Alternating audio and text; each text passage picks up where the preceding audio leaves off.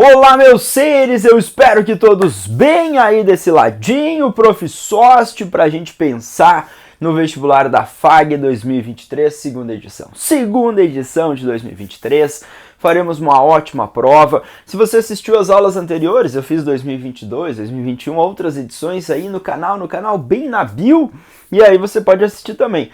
Segundo o Instituto SOST, a gente separou aqui alguns assuntos que podem aparecer na sua prova. Eu espero, obviamente, poder ajudar vocês em relação ao que pode aparecer nessa prova, tá bom?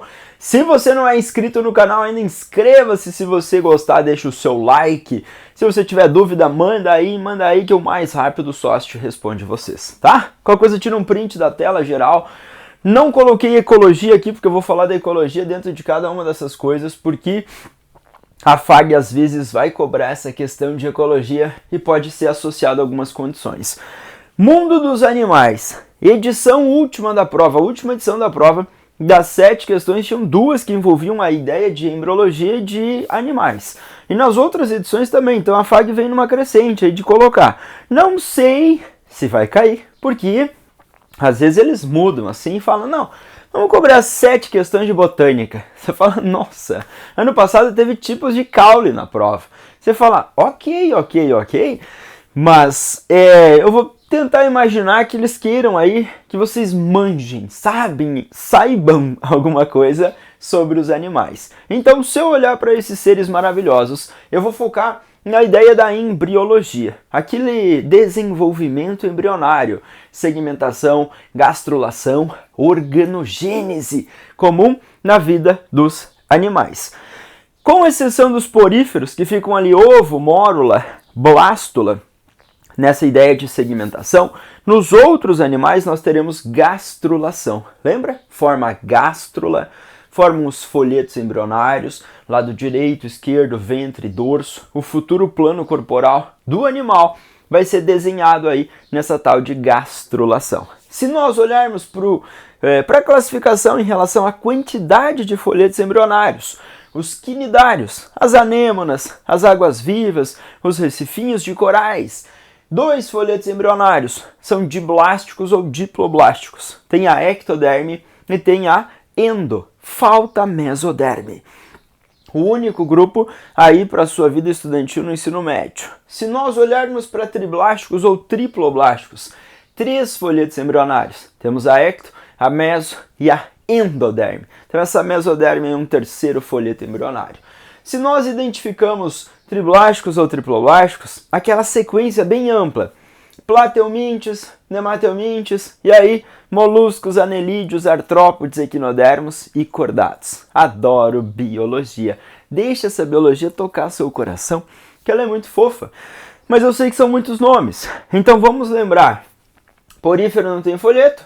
Quine, os animaizinhos que são urticantes e queimam, tem 2, e todos os outros são triblásticos ou triploblásticos. Então essa vai ser minha referência aqui nesse nomezinho estranho. Deixa eu ver se meu microfone está bem posicionado, tá certo. Se nós olharmos para outra condição, a mesoderme, o 3º folheto embrionário, e ela pode limitar uma cavidade corporal chamada celoma. Mas temos animais que têm mesoderme e não têm celoma. Então eles são triblásticos e acelomados, os plateumintes, os vermes de corpo achatado, como as tênias, as planárias, os esquistossomos, aqui dentro do grupo dos plateumintes.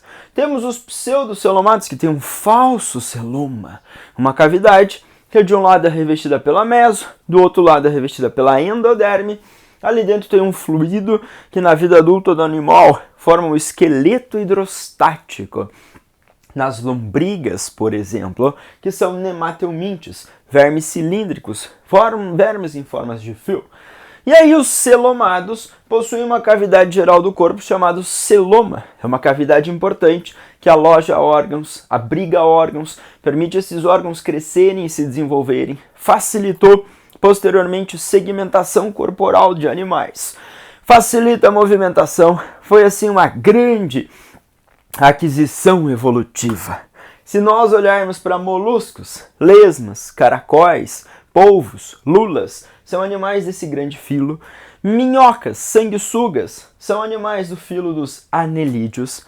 O grande grupo dos artrópodes e dos cordados, os dois que a FAG mais cobrou em suas edições.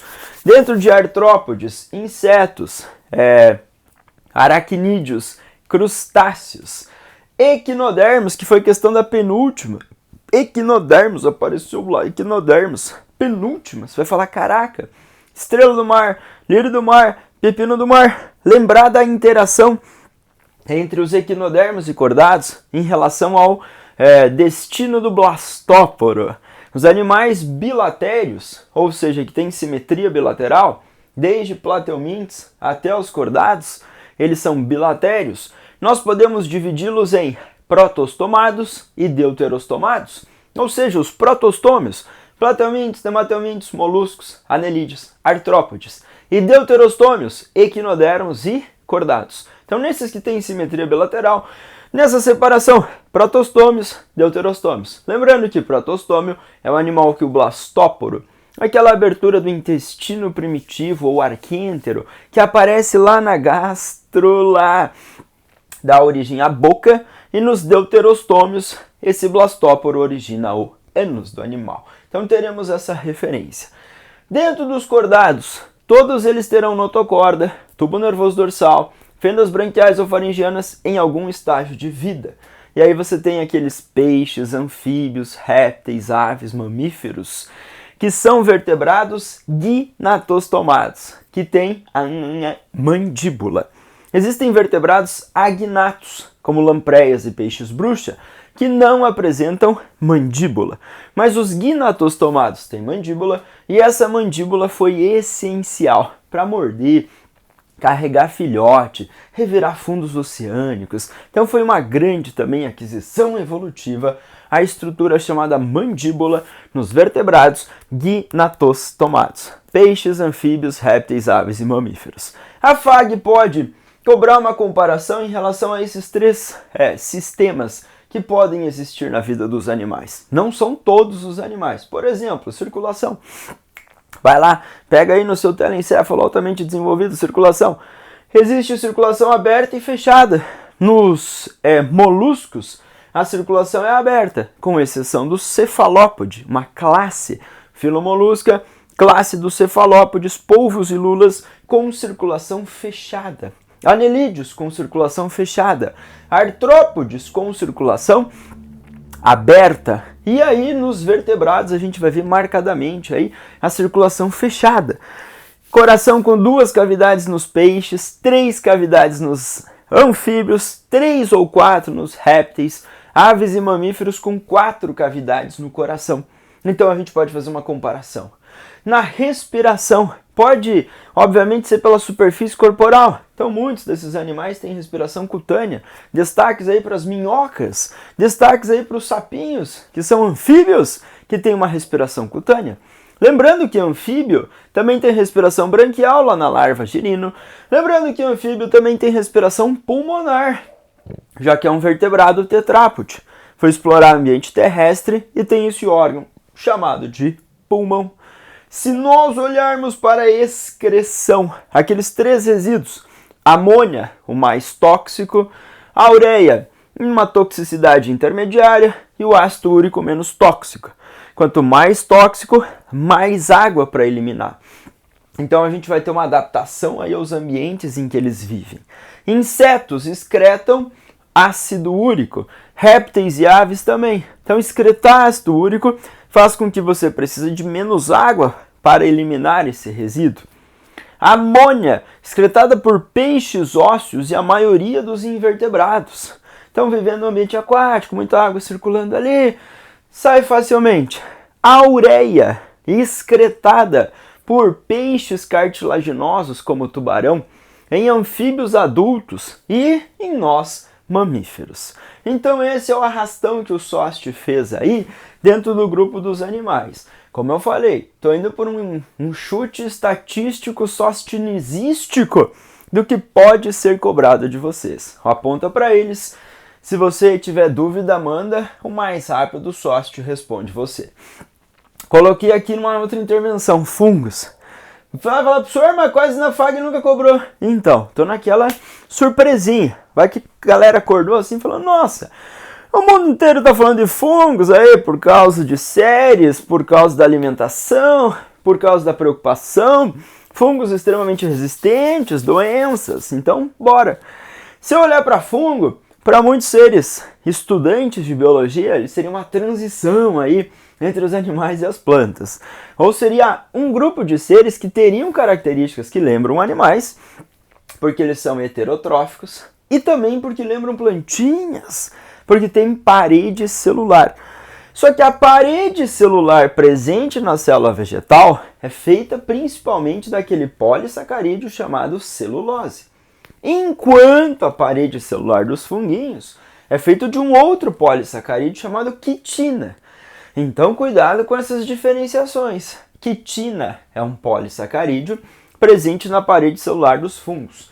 E a celulose é um polissacarídeo presente na parede celular dos seres chamados de vegetais. Então, o fungo estaria aí. Características que lembram animais, características que lembram vegetais. Mas vamos pro arroz aí e feijãozinho básico. Pluri ou uni? Uni ou pluricelulares? O fungo unicelular bem famoso é o Saccharomyces cerevisiae. Esse fungo, ele faz aquela famosa fermentação alcoólica, fermentação, que é um mecanismo de degradação de compostos orgânicos. Quando ele faz essa degradação, ele também vai executar lá a produção do álcool. Então, a fermentação alcoólica, um funguinho Saccharomyces cerevisiae, um exemplo de fungo unicelular. Alguns outros serão pluricelulares. A gente vai conseguir ver cogumelos, orelhas de pau, com muitas dessas células. Se eu olhar na célulazinha ao microscópio, eu vejo o núcleo, então eles são eucariotos. E como eu comentei, eles são heterotróficos, lembrando o mundo dos animais. Só que o funguinho é um heterótrofo por absorção. No sentido, ele vai produzir as suas enzimas digestivas, lançar no substrato, vai ocorrer uma digestão ali extracorpórea e depois ele vai absorvendo esses nutrientes. Enquanto que a maioria dos animais do planeta vai ingerir os seus alimentos. A maioria dos animais do planeta vai apresentar tubo digestório, com exceção lá dos poríferos, as tênias, que são endoparasitas extremamente versáteis que não têm tubo digestório e absorvem os nutrientes pela parede corporal. Restante do mundo animal praticamente tem um tubo digestório. Fungo não tem. Lança a enzima, faz a absorção. Se eu olhar para nomes estranhos, hifas, células filamentosas. E essas células filamentosas, na sua união, formam um micélio, que pode ser vegetativo ou pode ser reprodutivo. Geralmente lá cresceu o cogumelo. Lá na estrutura do cogumelo vão ser liberados os esporos. E esses esporos caem no ambiente, germinam, para formar novas hifas e, posterior, novos indivíduos. Se eu olhar para os funguinhos, eles gostam de ambientes úmidos, quentes, então uma preocupação com o aquecimento global. Aquecimento global, aumentando temperaturas médias desse planeta e muitos fungos aí olhando e falando, cara, é nóis, é a nossa vez, vamos brilhar agora é a nossa época. Então isso tem uma impactação e uma preocupação grande também, principalmente na área da saúde. Como eu comentei aqui, quitina, polissacarídeo estrutural. Glicogênio, polissacarídeo de reserva. Então também lembra o mundo dos animais? Os animaizinhos, eu, você e eu. Se a gente olhar para nós teremos o fígado, uma grande reserva de glicogênio. Teremos nos músculos uma grande reserva de glicogênio. Para que esse glicogênio seja quebrado e aí libere moléculas de glicose. Lembra daquele hormônio chamado glucagon que sai do seu pâncreas? Ele vai promover a quebra do glicogênio hepático e aí vai liberando moléculas de glicose na corrente sanguínea. Caraca, estava em fungo, fui para animal, fui para fígado, fui para pâncreas, fui para fisiologia humana. Percebeu, né? Aqui é uma loucura dessa biologia. Mas eu prefiro que seu cérebro vá em várias áreas, ok? Quanto mais você fazer isso, mais seu cérebro vai gostar, vai lembrar, vai fazer link e vai facilitar o seu estudo, ok? Então faça sempre os links ou essas ligações quando você conseguir, porque facilita. Nosso cérebro olha assim e fala, cara, que legal, faz todo sentido. Micoses são doenças causadas por fungos. sapinhos, frieiras, candidíase, são micoses. Os fungos podem ser parasitas, aí apareceu uma relação ecológica. Se o fungo é parasita, eu sou o hospedeiro, ele está crescendo, se desenvolvendo na superfície do meu corpinho, ele está vivendo às minhas custas. Então a relação é boa para o funguinho, é ruim para o sostinho. Então a relação parasitária, relação de parasitismo, é uma relação ecológica interespecífica, ou seja, entre seres de espécies diferentes, e desarmônica, porque há prejuízo para algum dos envolvidos, ok? Micorriza, micofungo. A micologia é a parte da biologia que estuda os fungos. A botânica é a parte da biologia que estuda os vegetais. A zoologia é a parte da biologia que estuda os animais. Então temos a micologia, por isso micos.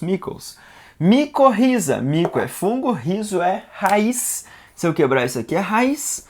Lá em raízes de plantinhas, nós temos uma associação entre a raiz e fungos, que se desenvolvem ali e facilitam a absorção de água e sais minerais. Dentro desses sais podemos destacar fosfatos. E ali as micorrizas mantêm uma relação mutualística.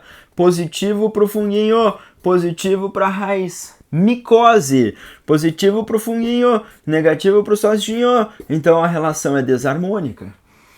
Quando você olha para essa relação, a gente tem também uma relação interespecífica entre seres de espécies diferentes. Só que essa é harmônica porque ninguém é prejudicado.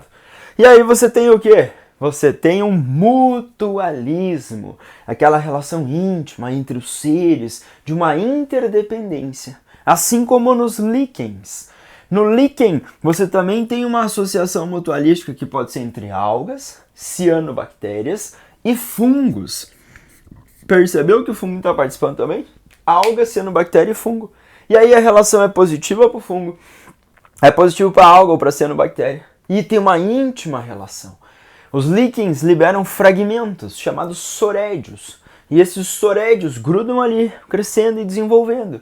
Então também é uma relação mutualística, íntima associação entre esses seres. Cuidado com relações ecológicas. Cuidado, falei que a ecologia eu ia colocar aqui dentro.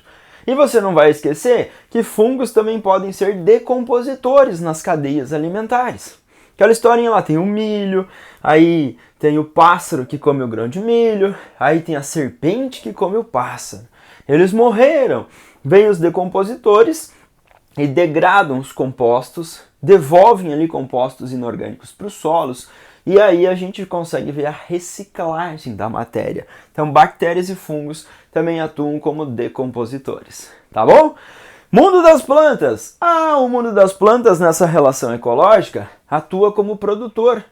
Quando nós olhamos para esses produtores, os vegetais são seres fotossintetizantes. Sacou aqui a palavrinha fotossíntese. Mas na comparação, os animais, o Sost não escreveu, mas eles são pluricelulares, eucariotos e heterotróficos de uma maneira geral. Aqui nos fungos eu coloquei pluricelulares, eucariotos e autotróficos ou autótrofos de uma maneira geral. Você vai falar o Sost. Estava estudando aqui nas minhas anotações e tem o cipó-chumbo, uma planta aclorofilada que não faz fotossíntese, que também é parasita. Perfeito? Nós chamamos esse cipó-chumbo de um holoparasita, um parasita total. Ele tem umas raízes chamadas de austórios, perfura a plantinha que ele está acima e aí ele suga a seiva elaborada. Então você vai ter plantas que sim vão exercer esse parasitismo em outras plantas, tá? Mas como via de regra, bebê, você tem pluricelular, eucarioto e autotrófico para a execução do processo fotossintético. Coloquei exemplo. Eu acho que a FAG vai estar bem querida com vocês. Acho que a FAG acordou num dia bom, vai ser aí mês de junho, festa junina, pós-dia dos namorados, tal, uma alegria, daqui uns dias férias de meio de ano. Então acho que eles estão com o coração tranquilo. E eles podem citar exemplos de plantinhas, só para você brincar de classificar elas.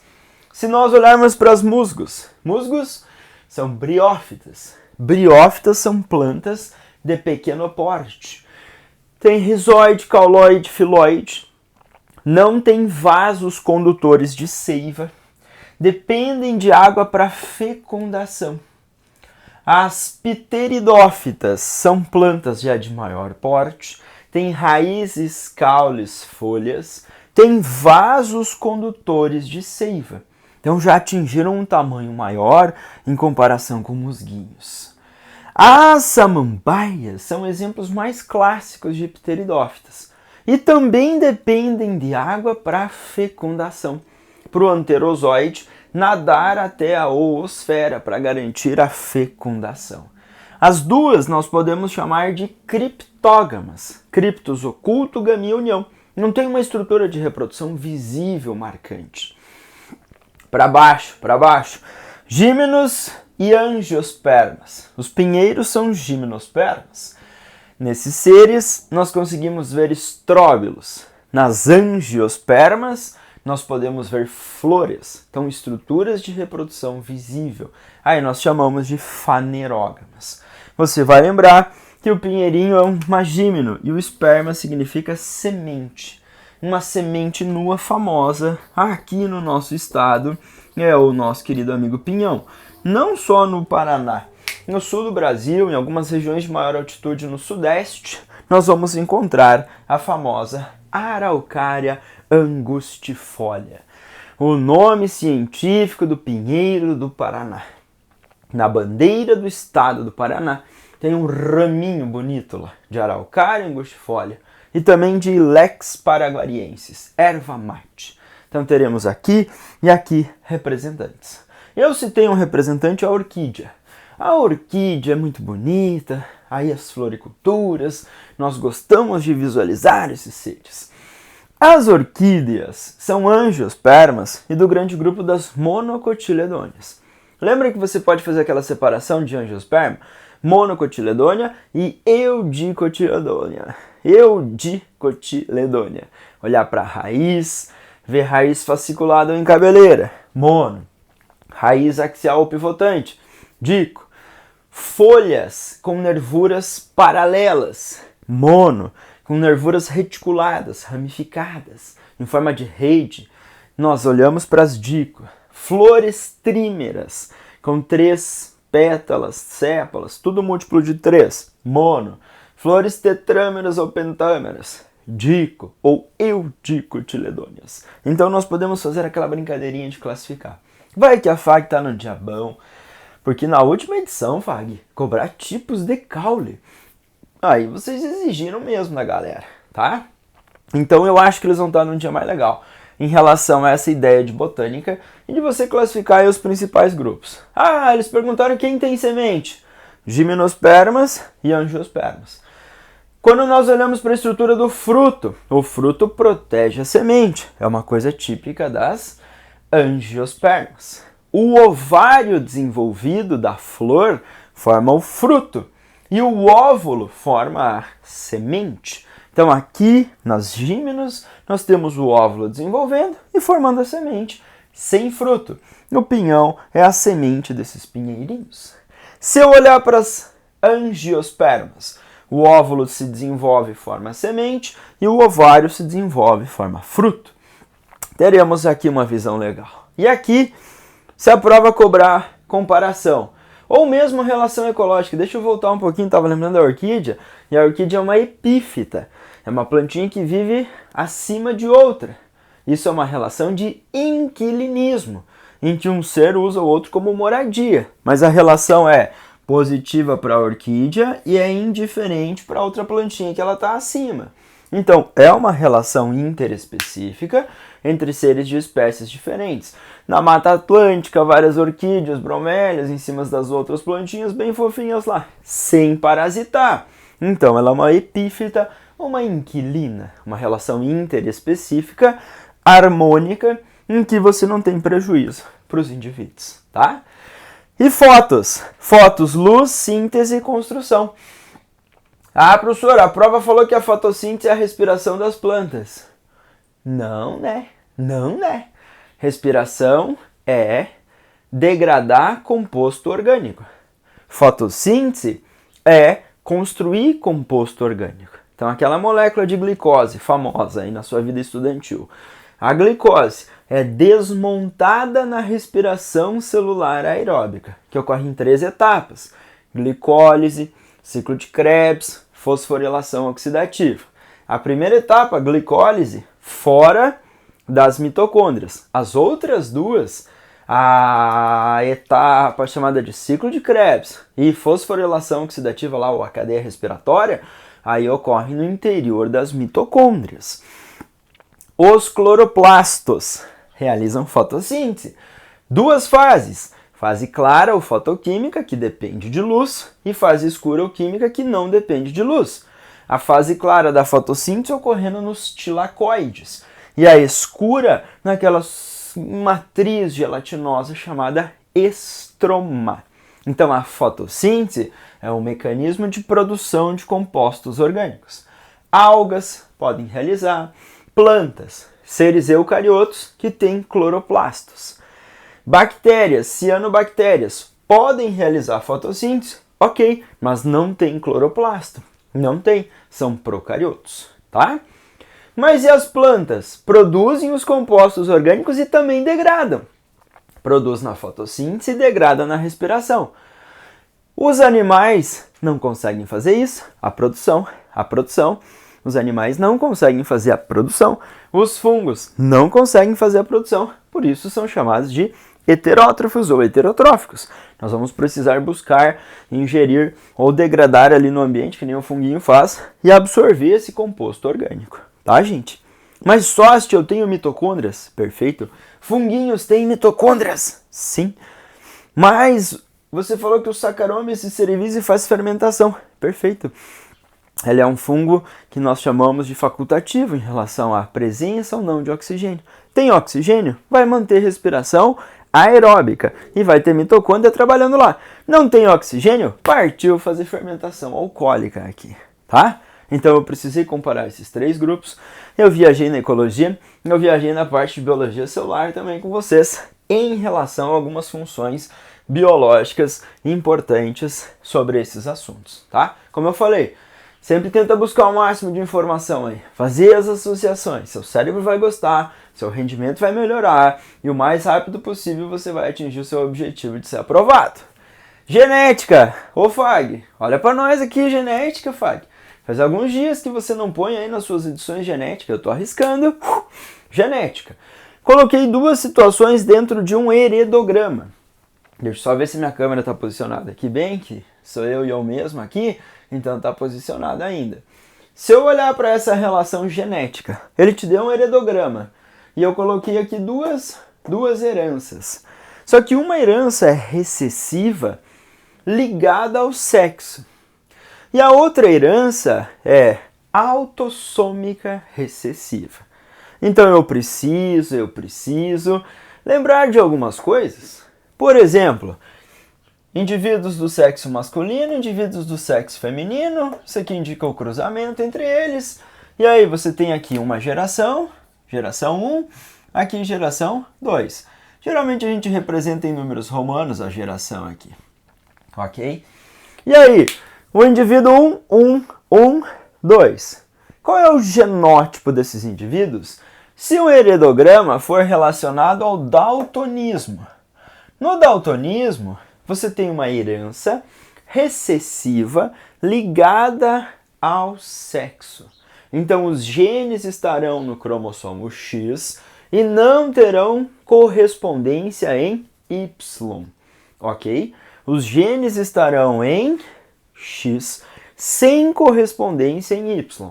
Olha só, esse aqui é um indivíduo do sexo masculino, então ele vai ter que ser XDzão, XY. Cromossomicamente falando, X e Y, ok?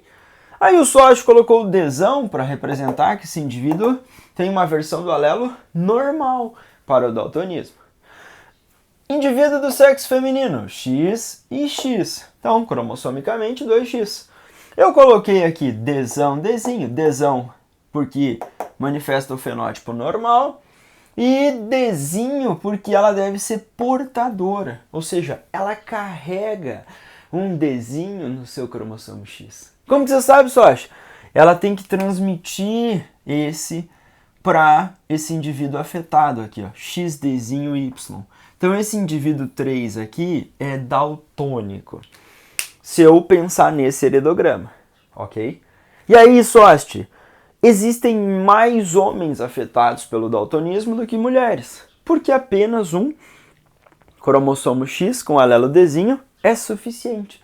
Então o Y nós temos certeza que veio desse indivíduo aqui, origem paterna, o cromossomo Y. E o XDzinho tem que vir de daqui. Então, o XDzinho veio da mãe, o Y veio do pai, e o genótipo desse indivíduo é XDzinho Y. Mas e qual é o genótipo do indivíduo 4, Soste? Eu sei que o XDzão vem obrigatoriamente do papai, ele vai mandar o XDzão. A mamãe pode mandar ou XDzão ou XDzinho, por isso que eu deixei XDzão, X alguma coisa. Eu não consegui determinar com certeza qual é o genótipo desse indivíduo número 4, ok?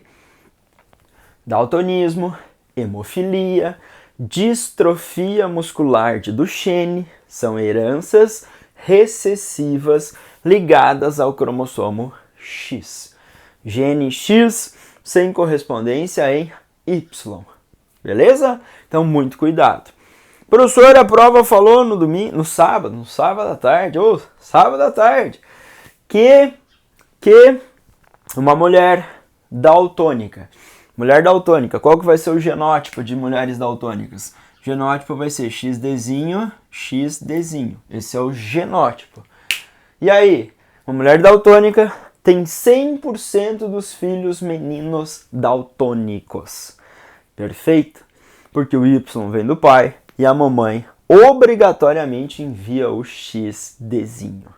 Ok? Então, cuidado com herança recessiva ligada ao sexo. No daltonismo, dificuldade da distinção de cores. Mas o mais famoso, vermelho e verde.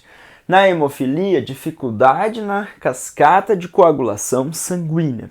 E na distrofia muscular de Duchenne, infelizmente, uma dificuldade de manter a atividade de células musculares.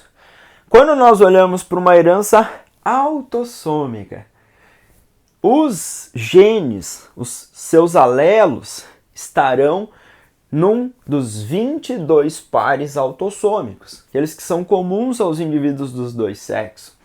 Aqueles 22 pares de cromossomos autossômicos. Então, o albinismo é uma herança recessiva. Vamos usar o mesmo heredograma. Casal aqui tem o fenótipo normal, tem um filho afetado. Então, o casal obrigatoriamente vai ter que ser heterozigótico. Por quê, Soste? Esse indivíduo aqui agora, ele vai receber um cromossomo contendo o alelo azinho, vai receber um outro cromossomo contendo o alelo azinho. Então ele vai ser azinho, azinho. Um azinho veio do papai, o outro azinho veio da mamãe. Então esse indivíduo aqui é afetado. Se a prova fala que esse indivíduo aqui é afetado, papais normais, indivíduo afetado, a herança é autossômica recessiva, o albinismo. Se acontece essa condição, azão, azinho, azão, azinho, azinho, azinho. E esse aqui? Azão alguma coisa. Eu não sei se é azão, azão ou se é azão, azinho. Ok? Se a prova questionar em probabilidade, qual é a probabilidade desse casal ter um próximo filho que seja albino e do sexo masculino?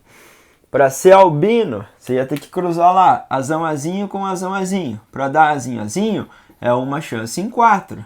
Para ser do sexo masculino, uma chance em 2. Isso vai dar 1/8. Então, na herança autossômica, menino e albino, você vai multiplicar essas probabilidades na herança autossômica. Na herança ligada ao sexo, você não precisa fazer essa multiplicação por meio, porque se você colocar os indivíduos para executar o cruzamento no quadrinho, já vai estar ali a orientação cromossômica do sexo, tá? Então, por favor, cuidado. Mas e se a FAG for um pouquinho à frente e falar na famosa segunda lei de Mendel, a lei da segregação independente? Indivíduos com duas características, azão, azinho, bezão, bezinho, produzem quantos tipos diferentes de gametas? 4. Lembra daquela formulazinha? 2 elevado a n? 2 elevado a n. N representa o número de pares em heterozigose. Se te dá um indivíduo Azão, Azinho, Bzão, Bzinho, Czão, Czinho, 2 na terceira, igual a 8 gametas diferentes. Então, se for em segregação independente, significa que cada par de gene, como seus alelos, estará em um cromossomo diferente. Estando em um cromossomo diferente, a gente vai ver essa formação de gametas. Não esqueça que na genética é essencial você pensar na formação do gameta, porque é a célula que você vai encontrar lá o cromossomo e vai transmitir esse cromossomo para os descendentes. Então, eu gostaria dessa lembrança. Formação de gametas. Seu indivíduo é Azão, Azinho, Bzão, Bzinho. 4 tipos de gametas diferentes. O Azão, Bzão, Azão, Bzinho, Azinho, Bzão e Azinho, Bzinho. Se te der 3 pares e perguntar quantos, 2 na N, N representa o número de pares em heterozigose, tá? Faz tempo que não aparece genética, como eu falei, o Instituto SOST está arriscando, Doenças. Essa vem caindo frequentemente. Na última, penúltima, vermes, e assim a FAG foi brincando. Coloquei aqui algumas doenças. O P é para ser de protozoário, o VI, vi de vírus, o BB de bactérias e o VE de vermes. Lembrando que você tem os 2 grupos aqui, platinemate, teníase, cisticercose, esquistossomose, plateumintes como agentes causadores, ascaridíase, ancilostomose ou ancilostomíase, doença do jeca tatu, filariose, causada por nemateumintes. Então aqui, vem pra cá, malária, uma doença tropical que mais mata nesse planeta Terra, infelizmente. Transmitida por um mosquito Anopheles, popularmente chamado de mosquito prego. O mosquito, ele faz o papel de um hospedeiro definitivo. Lá no mosquito acontece um ciclo de reprodução sexuada do protozoário e também um ciclo assexuado. Nós, seres humanos, somos vítimas quando o mosquitinho contaminado pica, transmite o plasmodium, protozoário causador, cai na corrente sanguínea, chega no nosso fígado, multiplica, vai para a hemácia, multiplica, rompe as hemácias e aí pico de febre. Rompe as hemácias e aí pico de febre na malária. Então isso acaba sendo preocupante. Nos humanos, somente reprodução assexuada do protozoário. No mosquito, reprodução sexuada e assexuada. Então o mosquito é um vetor ou transmissor. Combate ao mosquito. A gente vai pensar para evitar usar telas, repelentes, como medida profilática ou de prevenção. A dengue também é uma doença transmitida por mosquito, mas é outra espécie de mosquito. Gênero Aedes, Aedes albopictus, Aedes aegypti, são mosquitos vetores ou transmissores. Dengue, zika, febre chikungunya. Infelizmente, o nosso estado tendo vários lugares com muitos casos de dengue. Outras doenças causadas por vírus, gripe, covid, hepatite, raiva, AIDS, que é uma infecção sexualmente transmissível. Então aquela ideia sua de geral, de revisar e olhar quais são as doenças causadas por vírus. Tem minha tabelinha aqui nos meus estudos. Quais são as doenças causadas por bactérias?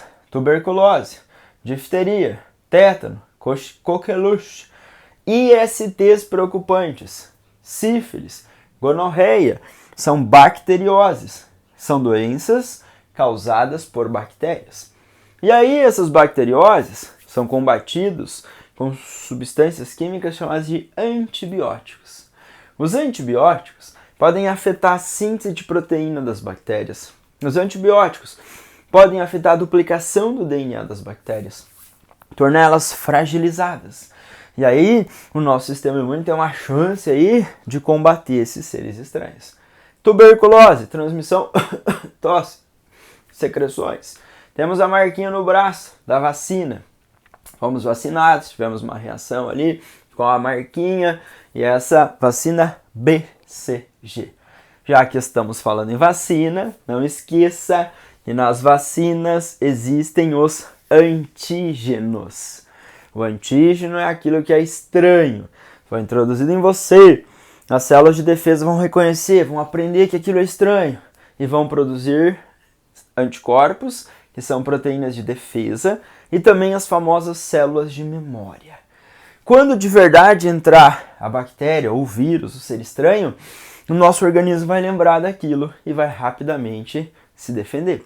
Então a vacinação é uma medida profilática, uma medida de prevenção. É ensinar o nosso sistema imune que esses seres estranhos estão por aí e eles podem colocar o nosso organismo em risco.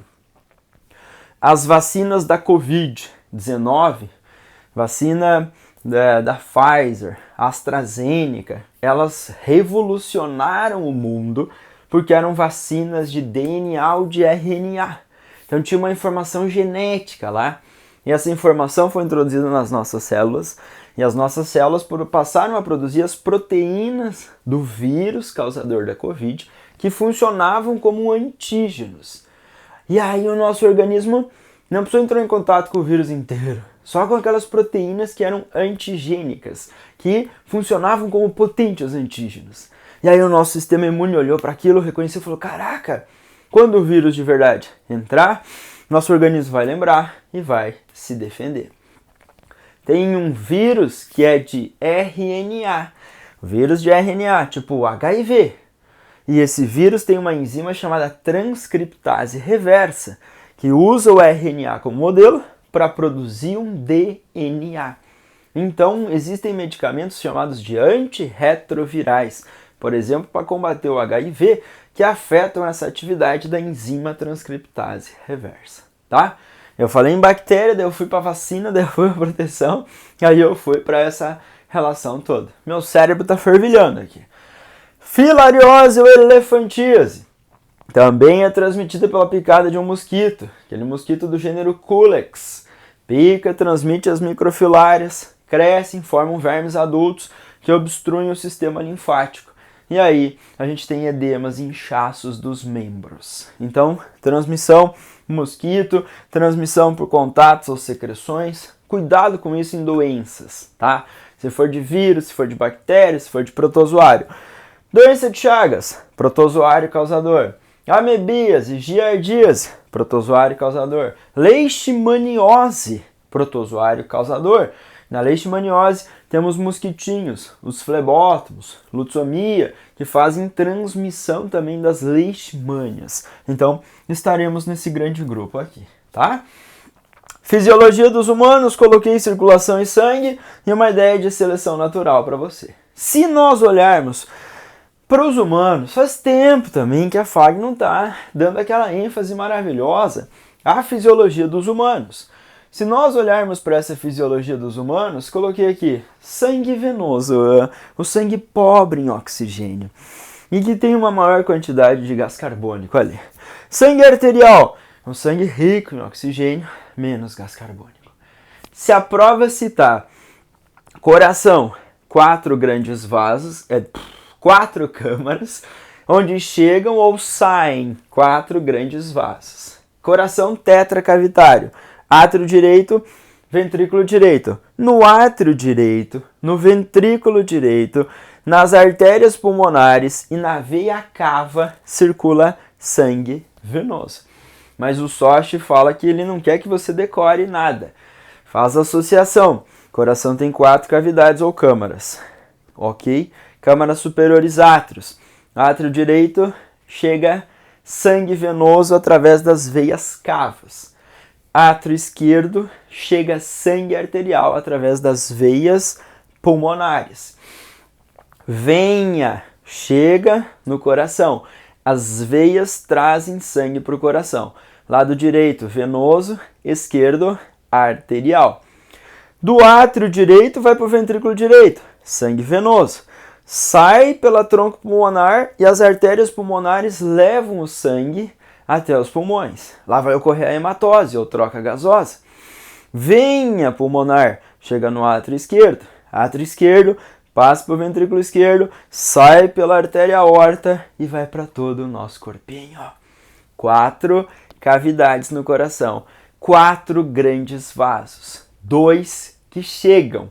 Veias cavas chegam no átrio direito, veias pulmonares chegam no átrio esquerdo. Artéria, tronco pulmonar e artérias pulmonares depois. O ventrículo direito manda para tronco pulmonar e depois para as artérias pulmonares, ok? Ventrículo esquerdo manda para a aorta e todo o corpinho, ó. Lado direito do coração, sangue venoso, lado esquerdo, sangue arterial. Então o Sost fez a referência. O sangue venoso circula no átrio direito, ventrículo direito, artéria pulmonar carregando sangue venoso e veias cavas. Sangue arterial, átrio esquerdo, ventrículo esquerdo, veia pulmonar, veia carregando sangue arterial, pode? Claro.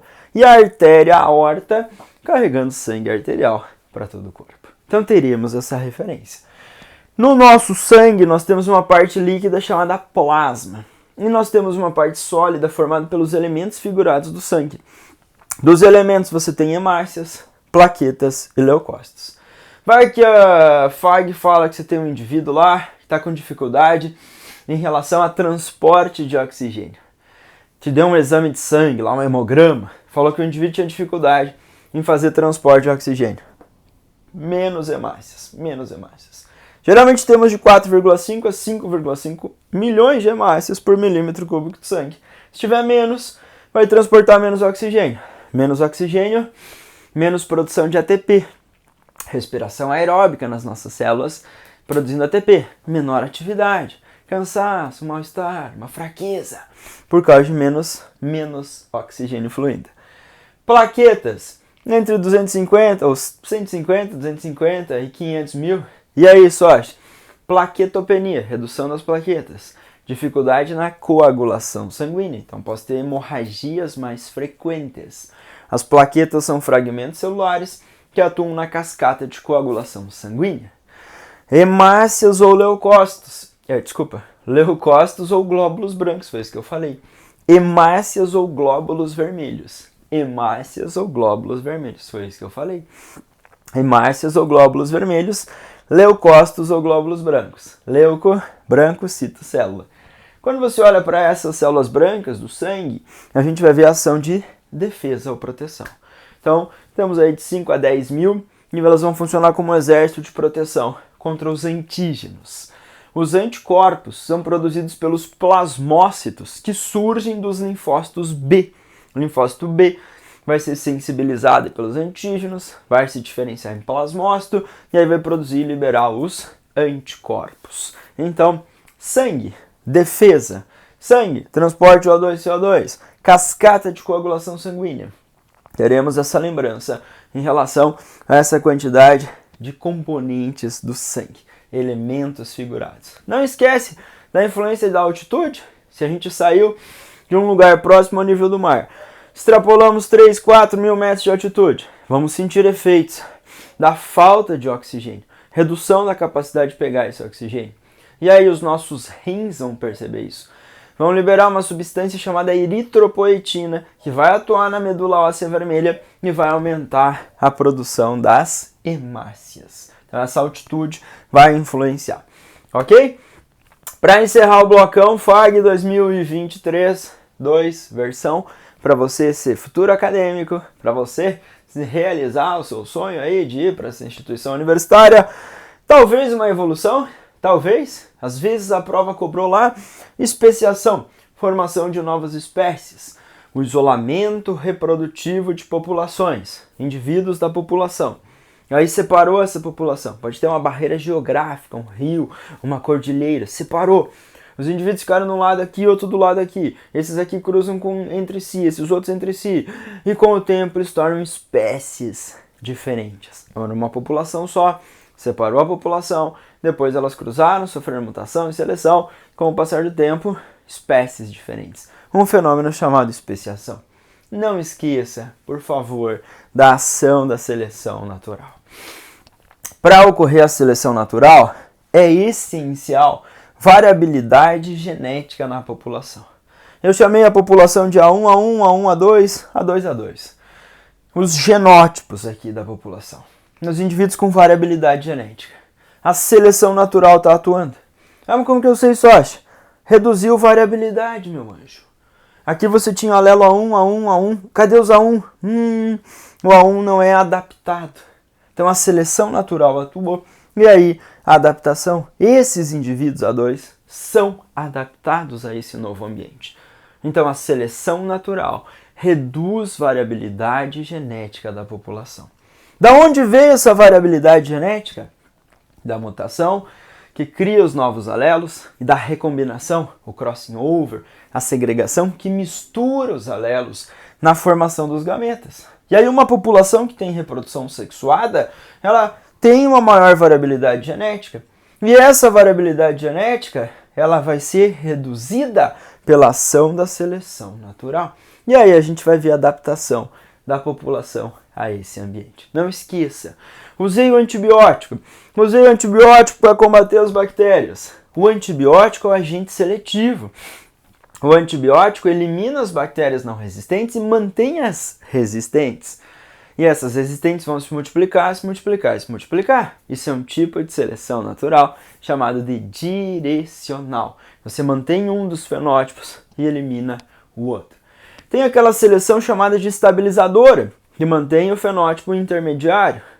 Tem aquela outra seleção chamada disruptiva, que mantém os dois fenótipos extremos e elimina os intermediários. Então nós temos tipos de seleção natural.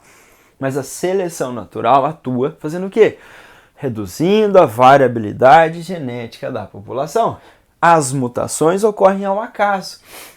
Lá quando o DNA vai duplicar, lá na fase S da interfase, excesso de radiação, substâncias químicas ou outros fatores podem influenciar e promover uma troca de letrinhas no DNA, as bases nitrogenadas. E aí você tem uma mutação.